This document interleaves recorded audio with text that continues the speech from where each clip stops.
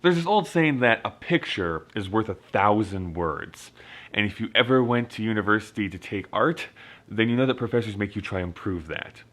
But there's also this really amazing thing going on with messaging apps and these little devices that show the flexibility and the adaptability of language. So let's talk about that for a bit.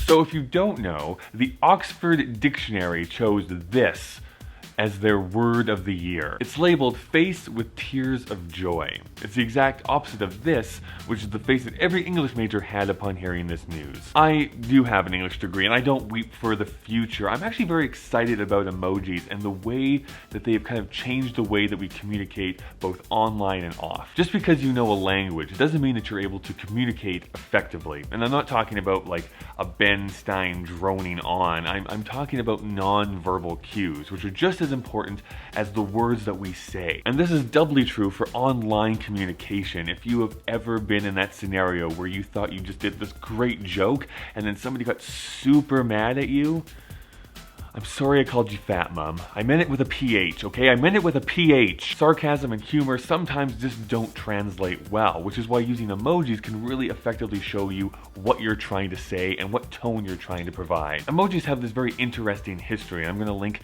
to another video down in the description that talks about how emojis came to be. But the Cliff Notes version here is that it started in Japan and then eventually made its way over to North America. Japan was in on this cell phone hysteria well before the Western world was, and as such they were doing different things as far as to innovate on that platform. When I first encountered emojis, what I liked about them was that they saved me a lot of character space. Back in the old wild west of cell phone packages, there was only a certain amount of letters that you could send per text message, and so you wanted to conserve as much space as possible. Emojis were a great boon for that. Something that I didn't even think about when I first started using emojis was the way to communicate across cultures. Now, as I've acquired international friendships, I've been able to give things or show things without having to write a whole wall of text and still get my meaning across. If you look at an iPhone or your Android device, you'll see that there are reams of different emojis that are available to you.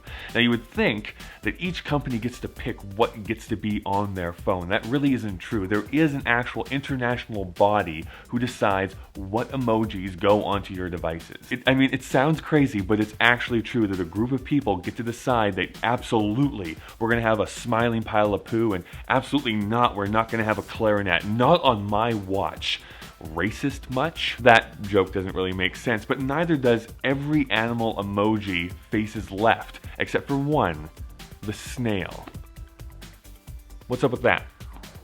Really, I really want to know the reason why the snail is the only one that looks left. Check it out. Emojis are here to stay, but I can still remember using MSN Messenger to send notes back and forth and using a colon with an N bracket to signify a smiley face. It's because I'm old. I might as well just go over here to my rocking chair and watch my 4x3 television. Communication is key, and I think emojis help out with that. Eggplant.